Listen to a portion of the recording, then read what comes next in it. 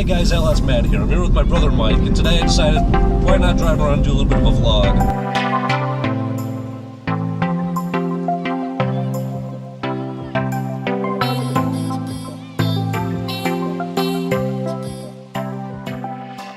You know, I had the chance to drive some of the new Mustangs and Challengers before I bought this car, and I even had a chance to drive the newest Camaros. But something about these 2010s I always fell in love with, and I just had to have the car. And it handles great, it accelerates great, but there's also some downsides, so we're going to turn it over to the downer here to tell you a little bit about the downsides of what he doesn't like about the car, because he is a Mustang driver. It's a Chevy product. Well, I mean, come on, no, really, what do you not like about the car? Honestly, I don't like the windshield. I feel it has poor visibility for a car that's meant to really be driven. And for me, that defeats the purpose. Yeah, but, I mean, you're looking forward. You're not looking up at the sky. Yeah, my windshield's short, but I can see what's in front of me. Well, that and just the general blind spots you have towards the rear of the vehicle as well. Yeah, and I know I do. Actually, my cruise that we went on, there was an intersection where I almost didn't see somebody because I had somebody in the back seat. So with somebody in the back seat, it's a little bit tough sometimes, but other than that, it's really not that bad. Well, even my Mustang, because it's a convertible, has a huge blind spot where that C-pillar is, but I expect more for this because it's a hardtop. I expect to be able to have that visibility where in a convertible, I know I'm not going to have it. And I feel like, not to put down on Chevy, but honestly, they did a really bad job making those C-pillars so wide that you really just have a huge blind spot.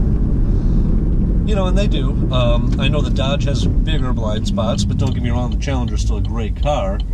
Well, another great thing that they did was they chose a very, very restrictive steering angle sensor, and the fact that it tightens up where it needs to, but when you're going low speeds, you can crank that wheel all the way around to make a corner. Mm-hmm. So it's very responsive in the way that it's built for this car to go fast. They know people are going to drive it, really drive it, and the steering angle sensor accommodates for that. Mm-hmm. And what I really like about that is just, you know, combined with that suspension that we have here, and the way these seats are bolstered. Now, I know these aren't bolstered quite as heavily as a racing seat, but it's a very comfortable seat. I mean, when we went down to Pittsburgh, we did 5 hours of driving each way, and I really was not getting tired of sitting in this seat. No, the seats are really nice on this vehicle. What I really like about this seat is the headrest angle, how it's flat. You know, the one thing I didn't like about your Mustang, or any Mustang really, the newer ones, is that angle where if you try to sit back in the seat, you almost feel like your head's doing one of these where you're going forward. Yeah. And in this, that's non-existent. It's flat, and it runs together really well. And just the way the seat holds you, it just feels so great. Now, as far as like a Mustang, why did you choose the Mustang over a Camaro? For me, it was really price point. I felt it was a very, very solid vehicle for the price that I got it at. Mm-hmm. And having one before that, I was used to where everything was, and I knew the quality of the build. So for me, it was really easy. I mean, all day, I do work at Ford, so all day people could say that it's because I have brand loyalty, but I don't. I appreciate a good car for a good car regardless of brand. So it was really down to price point and what I could afford. You know, I don't mind my clutch being at the top here. I feel like it makes for a faster shift and a tighter shift because I don't have to go all the way to the floor. I can just barely press it down and be in the next gear. As far as this long throw goes, I mean, I shift like a gorilla, so the slightly longer throw, while this still is considered a short throw shifter, really seems to suit me. I mean, Chevy did a good job, and so did Tremec. I believe this is the TR6060 or the T6060. And for a 6-speed, I mean, you know, this thing, it's comfortable, but can also put down power when you want power. As far as the Ford transmission, I just like it better. I feel that the shift pattern's tighter, and it's a little more responsive. And it is a little bit tighter, but what I really don't like about that transmission And, you know, me and Dad both did this getting in your car, where we went to go put it into first gear and we accidentally put it in reverse, because we tend to manhandle the shifter a little bit heavier than most people do. So for me, I just put my hand on it and I pushed it down and didn't even realize it. So, you know, that would be a little bit weird to me. I'm sure I could get used to it. You know, I borrowed your car for a few days. I drove it just fine. I had no problem with it. But the way that this feels, you know, and not to get on Ford here or even Dodge, because everybody's got a little bit of a different preference on what they like on their shifter and everything. But just the way that this car shifts versus everything else, for me, is the most comfortable. And the way that it handles, look at that zero body roll on that tight corner.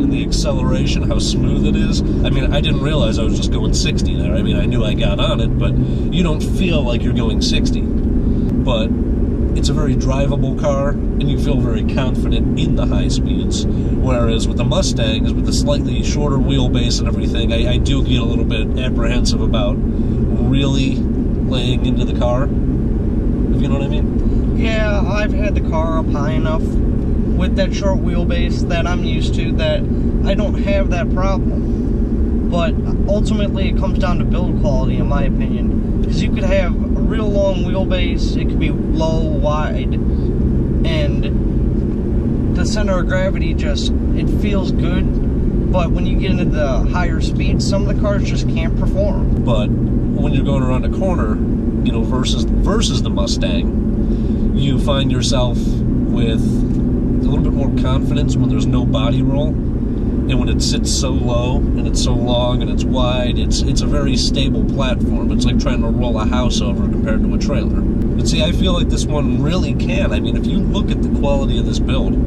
that 7/16 lug studs, they're huge. Everything underneath this car is beefy, and that is why this car is so heavy. You know, I know the Challengers are even much heavier because they're built on that 300C platform, but the way that this car is built on this platform, it's very low, it's very stable. It is a wide car, possibly, you know, going completely off the track because of the weight. Now, I haven't really had the chance to drive a Dodge around a track like that, but I know a few people who had bought them said that one of the first things they did was change their suspension setup so that it could go around tracks quickly. But, you know, in terms of the big Ford versus Chevy versus Dodge war, you know, I mean, I think that what it comes down to is what you like to drive and what you're going to do with the car. I know that the Challengers, you can make them go around a track fast, but I think the problem is that you need to be a little bit more careful with that, where this you can kind of have a little bit more disregard for, you know, your speed into a corner, so to speak. I mean, obviously you have to worry about spinning out, but you don't have to worry as much about... And that's another thing is Dodge, they do use a good suspension setup, but some of the angles that they're using in suspension geometry aren't what I would personally pick for a car that's designed to be a performance-based model. And it is, but there's also, you know, Dodge, whether or not it's an excuse or just how they intended the car to be used, said that, you know, that the Challengers aren't really meant to be sports cars that go around corners. They're meant to go fast in a straight line, you know, kind of reminiscent of the old muscle car era. But at the same time, I can get this thing going real fast in a straight line too, and I don't have any issues with, you know, going around corners just as well as a sports car would. You know, obviously you get, you know, supercars and some of these new Vets, and those are going to do even better, but I'm seeing a lot of stuff in this price point that's, as a sports car, that this thing can hold those same corner lines and everything, even with this big bulky V8 over those front tires. And just the general weight of the car, I think with us in it, this car probably almost weighs 4,200 pounds, and then I had the stuff in the trunk, but it still feels nimble. And that's another thing, is people demand so much out of cars now that it seems that if you can't at least produce something that does corners well at a decent rate of speed, then you're just not going to make it with that car. And yet the Challenger is extremely successful, and I think what makes it so successful is, a lot of the people who are buying these cars, they're not tracking them. So I feel like Dodge, in that respect, actually did pretty good with what they do with their budget.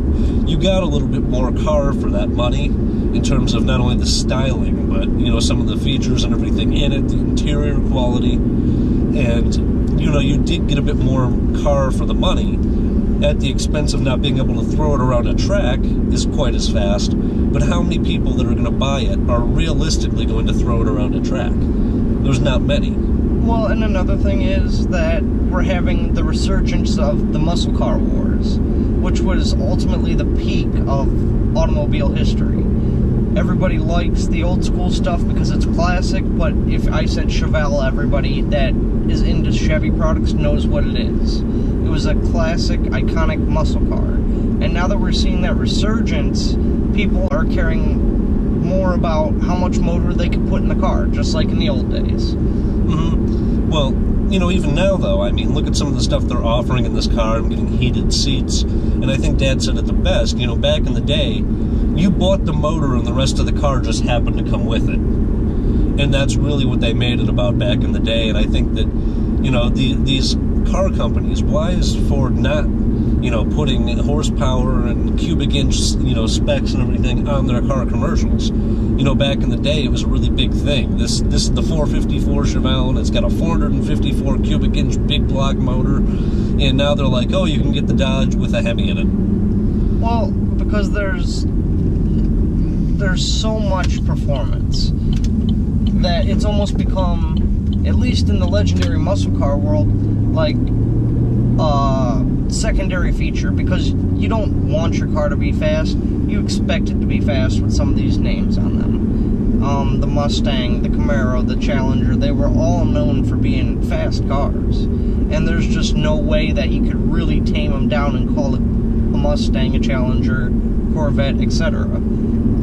So now they're really putting nice motors in them, but they're also going to luxury features. How can we make your fast car really nice to drive? Mm-hmm. And I think in some ways, though, they're also losing a little bit of the, like I said, the classic feel to it. Had Chevy or even Dodge with their new 392 Hemi, you can buy it with it, but if you see them on a commercial, and I don't watch much TV, so I don't see how many commercials there actually are running for these cars, but I just imagine they're not going to say, oh, it's the all-new 392 Hemi, it's a 6.4 liter, and really get into stuff like they used to back in the day. And, now you're buying a car with a horsepower number rather than buying an engine with a cubic inch and torque specs and everything. So I feel like what they've done here is they've kind of taken the muscle car war and they've toned it down. And I think maybe some of that has to do with the EPA. You start going on TV going, oh, it's a 6.4 liter, and all these environmentalists, God bless them for what they do, but at the same time, for those of us who want a car, we shouldn't have to worry about it being electric next year, Well, and I feel like they would try to push for more of that if some of these, cubic inch and everything, all these specs were actually put out there and laid out. Well, but the specs are put out there. People they like hearing liters now versus cubic inches. And it's the same displacement, but it's just brought to you in a different way. And, they don't really push it the way that they used to. It's a different style of advertising, and I feel like had they went back to the old way, that this horsepower war would be an even bigger thing. Because right now, they're not worried as much about the horsepower. They're not throwing those numbers out there like it's a big badge like it used to be. My car says Camaro on the side, and now I know that I have LS3 on my hood scoop, but that's a bit of a unique thing to my car because it's an early built car. But beyond that, it's like, it doesn't say, oh, 376, 376 underneath for how many cubic inches I have. It doesn't say 6.2 liter. I know, Ford puts the 5.0 and Dodge puts the 392, but the 392, that's a more recent thing now with the newer engines. They didn't do that. This is a 2010, this car's 7 years old, so there's some certain things about it that they may have changed over time, but I feel like the emphasis anymore isn't on the motor the way it should be, especially for a muscle car. That, and with the supercars, you notice they've taken away the manual shifting racing option, which I don't like myself. I feel like if you're going to have a performance car, put the standard shift in there. Or at least offer it. Yeah.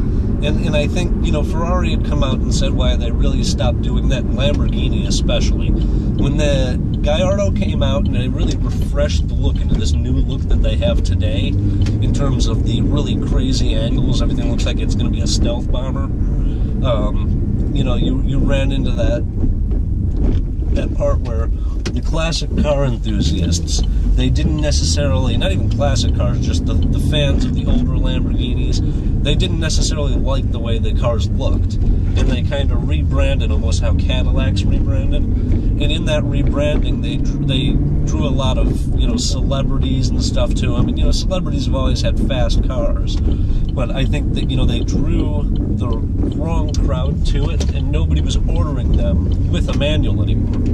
And because there was no more orders with the manual, or they were very rare, they were few and far in between, because the first generation Gallardo, the 03, 04s, they did offer a 6-speed in them. It might have even been a 7, I'm not sure. I think it's a 6. But, they offered all this stuff, and nobody ordered it, so they stopped selling it. And I feel like if they rebranded it as less of a staple item in a hip-hop song, and more as the car that it is, they would see that resurgence of, the manual gearbox. Because while I do recognize the superiority in certain situations of these new DSG, the dual clutch, flappy pedal gearboxes, for me, the fun in driving the car is all in this shifter right here.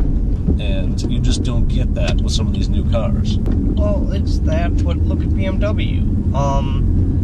I believe 3 years ago they said they were no longer even offering that you could buy the standard shift on any model. Now look how many people loved their standard shift in the M3. Mm-hmm. The M3s, the M5s. It was an absolutely great car.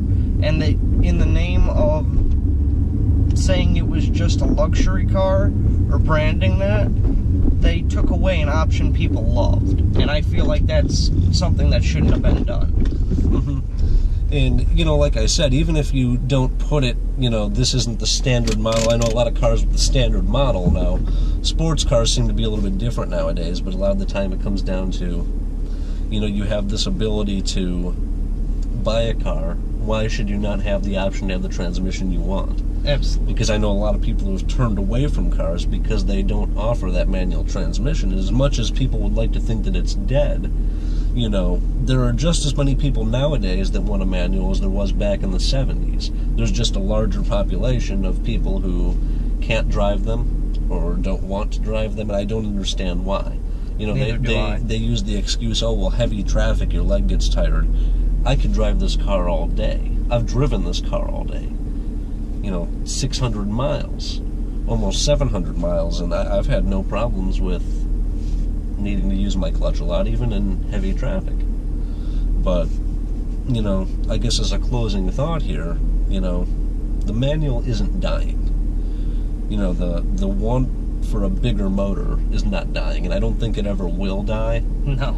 But I feel like they want to push that out of the scene. Not necessarily the car companies, because there's always enthusiasts in car companies. But, a lot of the media, they cover the cars that no longer offer that are all hybrid. I mean, look at the hype around the Prius and the Smart Car when they came out.